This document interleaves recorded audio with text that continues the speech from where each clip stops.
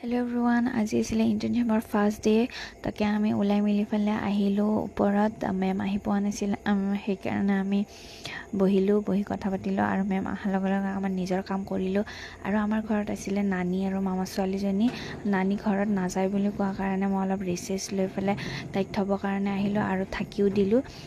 মানে ফাংচন আছে সেইকাৰণে থাকি দিলোঁ। আৰু এইফালে আমাৰ টিকলুটোক চোৱা কি মৰম লাগে হয়নে। আৰু এইফালে আমি খিচিৰি খাই পেলাই অলপ শুই মেলি ফাংচন চাব আহিলোঁ। আপোনালোকে